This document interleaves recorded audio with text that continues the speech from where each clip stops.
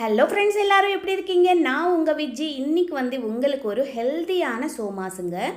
இந்த சோமாஸ் நார்மலாக நம்ம என்ன பண்ணுவோம், நம்ம சர்க்கரை வச்சு பண்ணுவோம். அப்புறமா நம்ம பொட்டுக்கடலை இந்த மாதிரி யூஸ் பண்ணி பண்ணுவோம். நான் இன்றைக்கி நம்ம குப்பரை தேங்காய் இருக்கும் இல்லையா, அந்த தேங்காய் அப்புறமா வெல்லம் சேர்த்து செய்கிற ஒரு ஸ்வீட் சோமாஸு. இது ரொம்ப கிறிஸ்பியாக ரொம்ப டேஸ்டியாக இருக்கும். இது ஒரு வாட்டி நீங்கள் செஞ்சு பாருங்கள், அடிக்கடி இதே செய்வீங்க, அவ்வளோ சூப்பராக இருக்கும். பாருங்கள், இந்த வெல்லம் போட்டு நான் செஞ்சுருக்கிறேன் இந்த சோமாஸு.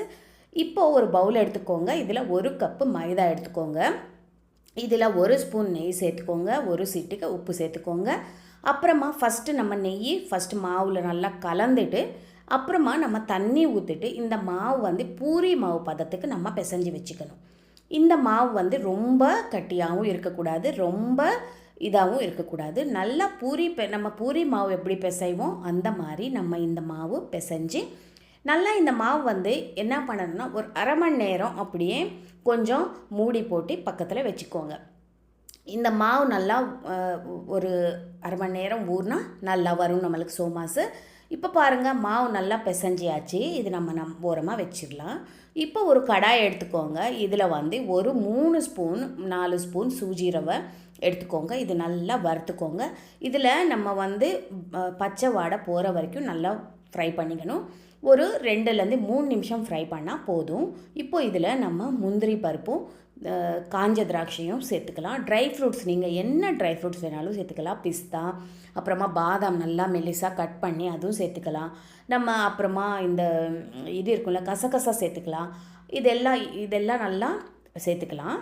இப்போ நம்ம காஞ்ச திராட்சையும் முந்திரியும் சேர்த்துருக்கோம். இது நல்லா வறுத்துட்டு இது நல்லா ஆறட்டும்.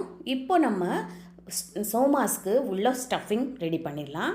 இப்போ ஒரு பவுல் எடுத்து நம்ம ஃபஸ்ட்டு ஃப்ரை பண்ணி வச்சுருக்கோம் இல்லையா, முந்திரி திராட்சை இதெல்லாம், இந்த ரவை அது நம்ம பவுலில் போட்டுக்கலாம். அப்புறமா 1 கப்பு கொப்பரை தேங்காய். இது நல்லா ட்ரை கோகோனட்டுங்க, நல்லா துருவி வச்சுருக்கேன். இது நல்லா துருவுக்கோங்க, சூப்பராக இருக்கும். இப்போ நம்ம இதில் வெல்லம் சேர்த்துக்கலாம். ஒரு அரை கப் வெல்லம் சேர்த்துக்கலாம். இது ஜாகரி பவுடர்னு இப்போ விற்கிது இல்லையா, இல்லைன்னா நீங்கள் நாட்டு சர்க்கரை கூட சேர்த்துக்கலாம். நாட்டு சர்க்கரை கூட நல்லதாக இருக்கும். நம்ம ஒயிட் சுகர் அவாய்ட் பண்ணணும். அதனால தான் நம்ம வெல்லம் பொடி சேர்த்துக்கலாம், இல்லைன்னா நாட்டு சர்க்கரை சேர்த்துக்கலாம். இப்போ கையில் நல்லா மிக்ஸ் பண்ணிக்கோங்க. ஏலக்காய் தூளும் போட்டுக்கோங்க. நம்ம மாவு பிசைஞ்சு வச்சுருக்கோம் இல்லையா, அது நம்ம பெரிய பூரியாக நல்லா பெரட்டிடலாம். இப்போ பாருங்கள், கொஞ்சம் கொஞ்சம் மாவு தொட்டிக்கிட்டு நம்ம இது மெலிசாக நல்லா இப்படி பெரிய பூரி மாதிரி நம்ம பெரட்டிக்கணும். இப்போ பாருங்கள், இது நல்லா இதானதுக்கப்புறம் நம்ம என்ன பண்ணுவோம்னு சின்ன சின்ன பூரியாக கட் பண்ண போகிறோம். நீங்கள் ஒரு வேளை இது உங்களுக்கு இந்த மாதிரி செய்கிறது கஷ்டமாக இருந்தால் நீங்கள் சின்ன சின்ன குட்டி குட்டியாக உருண்டை எடுத்துகிட்டு குட்டி குட்டி பூரியாக நீங்கள் பெரட்டி வச்சுக்கோங்க. அதுவும் பண்ணலாம். நான் இந்த மாதிரி பண்ணால் ஒரே வாட்டி ஒரு 3-4 பூரி நம்மளுக்கு வந்துடும். ஈஸியாக டைம் சேவிங்காக இருக்கும். அதனால நான் இப்படி பண்ணியிருக்கேன். இப்போ ஒரு கிண்ணமோ ஏதோ ஒன்று எடுத்துகிட்டு நல்லா ரவுண்டாக இந்த மாதிரி கட் பண்ணிக்கிட்டோம். இப்போது நம்ம என்ன பண்ணணும்னா ஓரம் எல்லாம் ஃபுல்லாக தண்ணி எடுத்துகிட்டு நல்லா ஈரம் பண்ணிடணும். இந்த ஓரத்தில் மட்டும் தண்ணி தடவிடுங்க. ஏன்னா நம்ம உள்ள ஸ்டஃபிங் வச்சுட்டு ஒட்டுவோம் இல்லையா, அப்போ நல்லா ஒட்டிக்கிறதுக்கு நம்ம தண்ணி ஓரத்தில் நல்லா அப்படி இது பண்ணிவிடுங்க. இப்போ நம்ம என்ன பண்ணுறோம், ஸ்டஃபிங் ரெடி பண்ணியிருக்கோம் இல்லையா, இது உள்ளே வச்சுட்டு நம்ம இந்த சோமாஸ் இப்படி ப்ரெஸ் பண்ணிவிட்டு நல்லா சீல் பண்ணிக்கோங்க. இது உள்ளே இருக்கிற ஸ்டஃபிங் வெளியே வராத அளவுக்கு நல்லா ஃபிக்ஸ் பண்ணிக்கோங்க. இப்போ ஒரு ஃபோர்க் எடுத்துக்கோங்க. நார்மலாக நம்ம ஃபோர்க் இருக்கோம் இல்லையா, அந்த ஃபோர்க் எடுத்துகிட்டு இந்த ஓரத்தில் இப்படி அமைக்கிடுங்க. இப்போ பாருங்கள், ஒரு டிசைன் மாதிரியும் இருக்கும். அதே மாதிரி நம்ம உள்ள வச்ச ஸ்டஃபிங் வெளியே வராமல் நல்லா சீல் ஆகிடும்.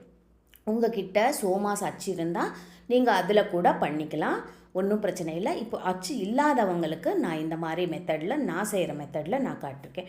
இப்போது எண்ணெய் நல்லா சூடானதும் சிம்மில் வச்சுட்டு இந்த சோமாஸ் நல்லா கலர் வர்ற வரைக்கும் நீங்கள் ஃப்ரை பண்ணிக்கணும்.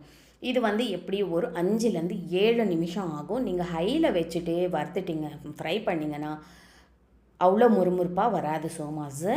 நீங்கள் நிறைய நாள் எடுத்து வச்சுக்கணும், ஸ்டோர் பண்ணிக்கணும்னா நீங்கள் சிம்மில் வச்சுட்டு நல்லா இந்த மாதிரி கோல்டன் ப்ரௌன் கலர் வரணும், அது வரைக்கும் நீங்கள் ஃப்ரை பண்ணிவிட்டு எடுத்துட்டிங்கன்னா ஒரு ஏர்டைட் கண்டெய்னரில் நல்லா போட்டு வச்சுக்கிட்டிங்கன்னா சூப்பரான ஹெல்தி சோமாஸு உங்கள் பசங்களுக்கும் கொடுக்கறதுக்கு ரெடி ஆகிடும். சேனலில் வீடியோஸ் பிடிச்சிருந்தால் லைக் பண்ணுங்கள், ஷேர் பண்ணுங்கள், சப்ஸ்கிரைப் பண்ணி